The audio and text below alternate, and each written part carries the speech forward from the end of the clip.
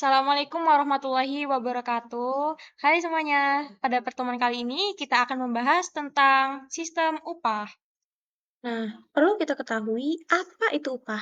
Jadi, menurut Undang-Undang Nomor 13 Tahun 2003, upah adalah hak bekerja yang diterima dan dinyatakan dalam bentuk uang sebagai imbalan dari pengusaha kepada pekerja yang ditetapkan dan dibayarkan menurut suatu perjanjian kerja, kesepakatan, atau peraturan undang-undang, termasuk tunjangan bagi pekerja dan keluarganya atas suatu pekerjaan atau jasa yang telah atau akan dilakukan.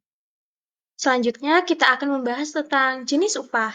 Nah, jenis upah menurut Undang-Undang Cipta Kerja dan Peraturan Pemerintah Nomor 51 Tahun 2023, sistem upah di Indonesia itu dibagi menjadi tiga.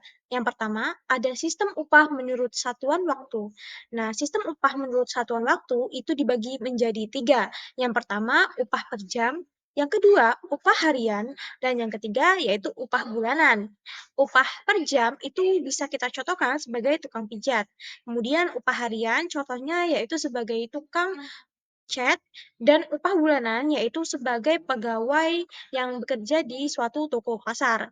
Kemudian sistem upah borongan. Sistem upah borongan bisa kita contohkan sebagai orang yang memborong suatu proyek pembangunan rumah dan proyek konstruksi jalan.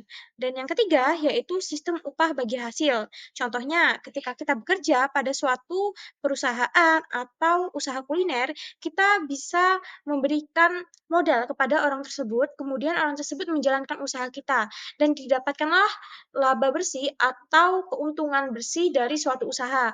Keuntungan bersih tersebut bisa kita bagi dua kepada sang pekerja. Nah, itulah yang dinamakan dengan sistem upah bagi hasil. Kemudian kita akan membahas tentang upah minimum. Upah minimum merupakan standar minimum upah yang diberikan secara layak kepada pekerja yang didasarkan pada kebutuhan hidup layak. Gubernur wajib menetapkan upah minimum provinsi atau UMP dan upah minimum kabupaten atau kota dengan melihat kondisi ekonomi dan ketenagakerjaan menggunakan data dari BPJS.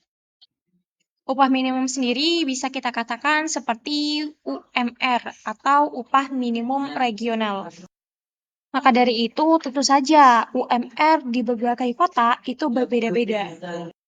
UMR di kota Palembang tidak sama dengan UMR di kota Yogyakarta maupun Jakarta, karena dilihat dari kondisi ekonomi dan ketenagakerjaan yang ada di dalamnya. Nah, itulah tadi penjelasan tentang sistem upah.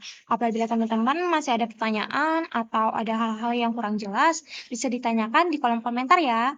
Terima kasih. Wassalamualaikum warahmatullahi wabarakatuh.